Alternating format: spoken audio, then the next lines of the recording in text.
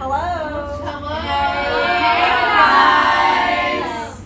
Hi, Honors Pre-Calculus. This is my pre-cal class saying hello. Welcome back to our YouTube channel. Okay, Guess so what that was? for horizontal asymptotes, Right. horizontal asymptotes can occur, and this may be sort of news to you, but we'll clean it all up, okay? In pre-cal. Horizontal asymptotes, I wrote this down for you, I think, the other day, can occur if the bottom is bigger than the top. We call it bottom heavy, which is probably not a great idea, but anyway, if the bottom's greater than the top, your horizontal asymptote will be y equals 0. The numbers on the bottom get bigger and bigger and bigger, which makes your number, if the bottom is bigger, the denominator's bigger, it makes your number smaller and smaller. Does that make sense? So I like for it to make sense, you don't have to memorize it, okay? All right, now, you probably saw this on the little video I sent you. If the bottom, I'm talking exponents, because we said the other day they have all the power, okay? If the bottom exponent is equal to the top exponent, it'll be y equals some number. I think I actually put the number symbol there, okay? The reason for that is if and I probably gave an example like this. I'm talking about if you have y equals like 3x to the 4th, blah, blah, blah, blah, blah, over 1x to the 4th, blah, blah, blah, blah, blah. Why am I going blah, blah, blah, blah, blah? Because as you go out and bigger, watch my arms, I'm going to infinity and negative infinity. I don't really care what's going on up close. I'm trying to look and see what the big picture is from an airplane, okay, that we talked about a little bit the other day. But as I look at the big picture, oh yeah, we did talk about this example because I think Elena was my CEO and I was the CFO. You know, once I say, oh, I won the lottery and I won, you know, like 30,482,000, you're not even listening to me anymore, right? Because you're just hearing 30 million. So as you're talking about really big stuff, all of this fades in insignificance. And then Kate can interject and go, but last week I won 1.7 million or whatever. But we're still thinking, what if I won 3 million and she won 1 million? I still a 3-to-1 ratio. Yeah. I think you realize there's a few dollars and cents in there that might change it a bit, but y'all see what I mean when it's really big? Okay. Or you might say our classes are 60 to 70 students apiece, whereas another school might have 200 to 250 students, and you think, oh, that's 3 or 4 times bigger than ours per class. Do y'all see what I mean? It's a ratio that's not exact, but it's a good perception of that school's how much bigger than ours, twice as big, 3 times as big, 4 times as big, okay? All right, so y'all seem okay with that. That's horizontal asymptote is going off to infinity, and it doesn't have to have a horizontal asymptote. You just like to know if it does, because you've already probably realized that asymptotes are your friends. You want the dotted lines when you can get them. Kate? I think you already covered this, but again, the coefficient doesn't really matter, it's just the exponent power. In this And case. then you grab your coefficients, like that's 3/1. These cancel out. So here is the top greater than the bottom, No, here the exponents are the same. so it's equal.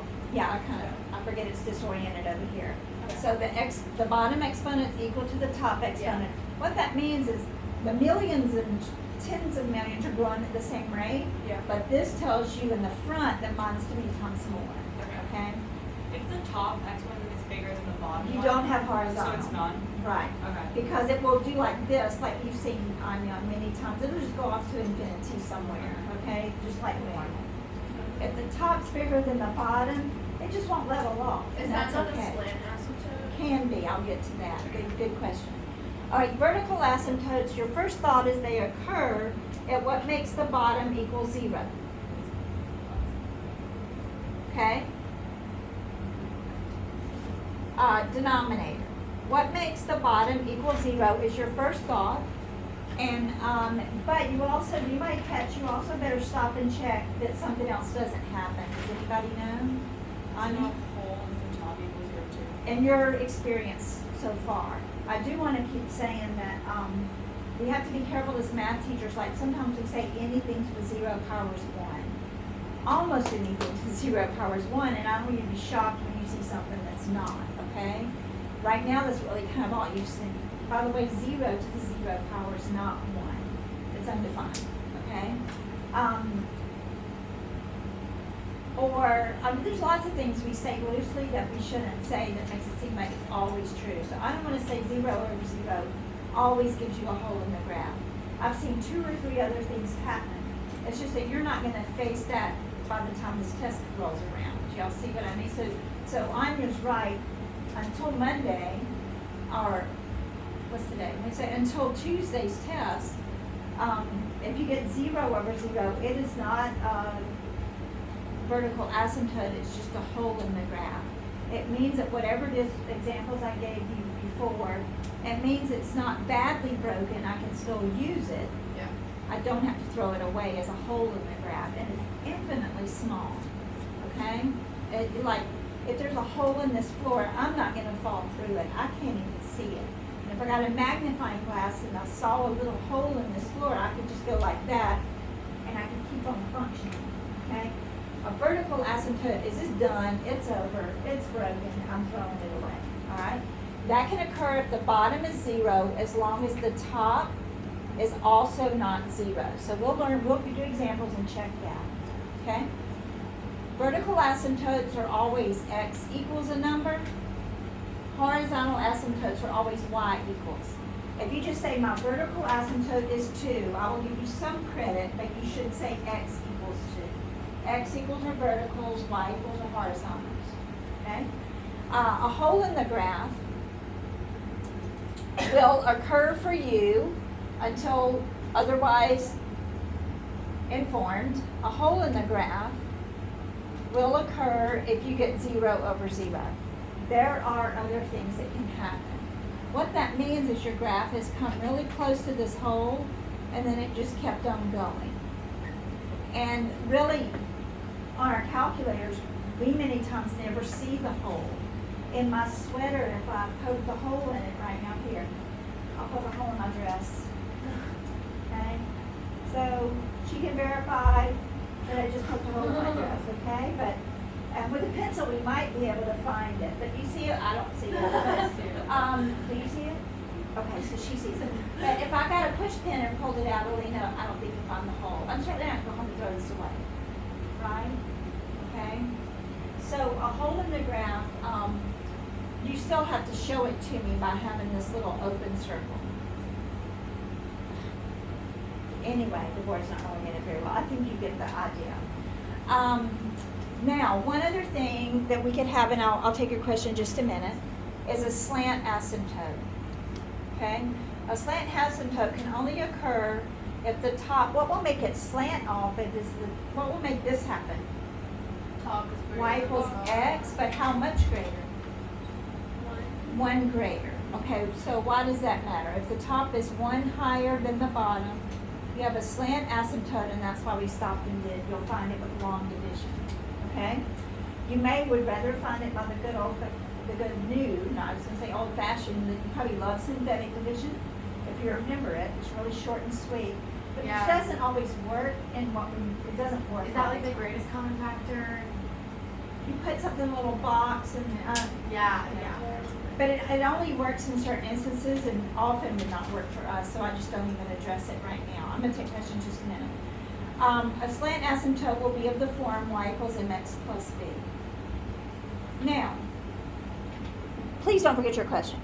What if you had something where the top is 3 higher than the bottom?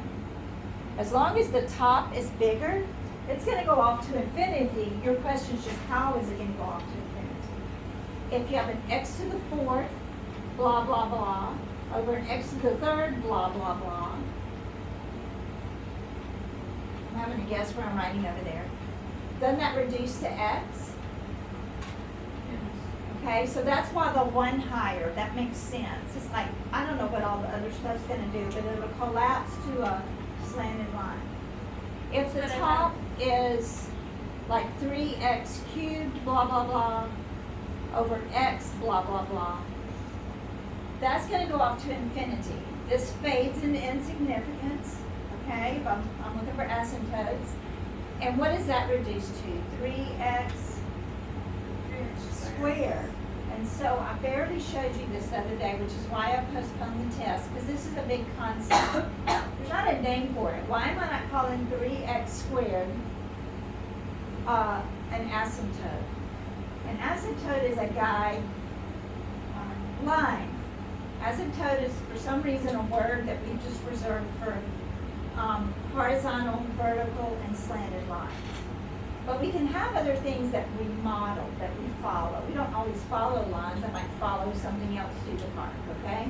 So I know that my graph will not maybe look like this up close. We did a few of those. But if I zoom out and zoom out and zoom out, it starts to look, it'll take on that rough shape.